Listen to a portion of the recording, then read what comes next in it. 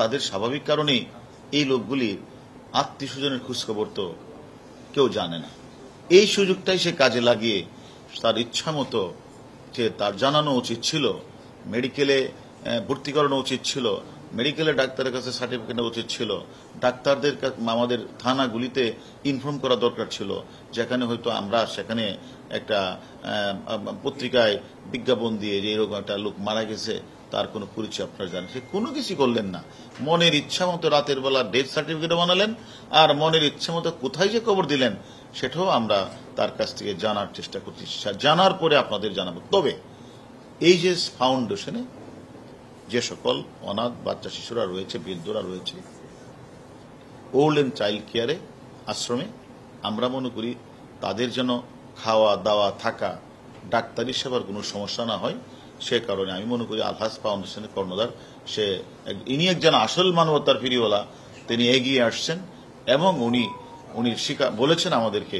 যতদিন লাগে ততদিন উনি খাওয়াবেন এবং তাদের চিকিৎসার সার্বিক ব্যবস্থা উনি করবেন। আমি মনে করি আরো সমাজে যদি এরকম কোন মানবতার ফেরিওয়ালা থাকে, ওই যে মানে মাদক সেবী মেল্টন সমাদদারের মতো না, অরিজিনাল যারা ফাউন্ডেশন মানুষের সেবা করার ব্রত নিয়ে আসে, আমি মনে করি এই বাচ্চা শিশুগুলি, এই এতিম বা অটিজম বাচ্চা বা অটিজম মানুষগুলি অনেক সুবিধা হবে। করতেছে কিন্তু আমরা জয়েন্ট স্টক রেজিস্ট্রেশন পেয়েছি 2018 সালে, তারপরে এনজিও রেজিস্ট্রেশন যেটা হচ্ছে মাননীয় প্রধানমন্ত্রীর কার্যালয়ে অধিভুক্ত, এনজিও রেজিস্ট্রেশন পেয়েছি 2019-এ। 2021-এ ইউনাইটেড নেশনের ইকোসো কনসালটেটিভ স্ট্যাটাস পেয়েছি। তো আমি আপনাদেরকে মিডিয়াকে আন্তরিক ধন্যবাদ জানাচ্ছি, আপনাদের মিডিয়ার কারণে কিন্তু আমরা কিছু কিছু নিউজ পেয়েছি এবং একই সাথে ডিবির যিনি চিফ প্রধান হারুন স্যার, উনি খুব কনসার্ন এই বিষয়ে যাতে বাচ্চাদের কোনো অসুবিধা না হয়। হারুন স্যারের খুব অনুরোধ এবং উনি কনসার্ন বয়স্কদের যাতে খাওয়া দাওয়া চিকিৎসার কোনো ধরনের ব্যাঘাত না ঘটে।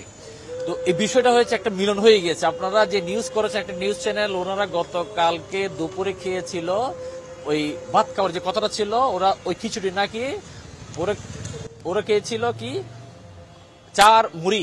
তো ওইটা দেখে আমাদের মনের মধ্যে ব্যথাটা অনুভব হয়েছে। প্রধান যখন হারুন স্যার জানিয়েছে, সাথে সাথে এটা আমরা অন্তর থেকে সম্মত হয়েছি এবং আমরা চেষ্টা করব ওদের আগামীতে যাতে খাওয়ার দাওয়ার চিকিৎসা কোনো অসুবিধা না হয়।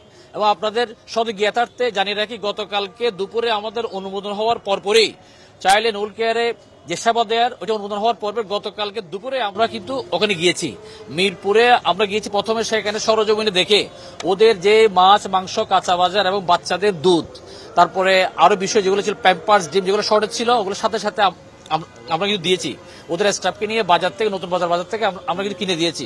সেখান থেকে আমরা পৌঁছেছি কোথায়, আরেকটা যে ওদের আশ্রম আছে সাভারে, ওই সাভারে গিয়ে আমরা ওদের জন্য যা যা দরকার ওগুলো কিনে দিয়েছি। এবং আজকে থেকে ফাউন্ডেশনের একজন লোক সার্বক্ষণিক ওখানে থাকবে, যেহেতু কিছু কিছু কাঁচা বাজার আছে যেগুলো প্রতিদিন কিনতে হয়।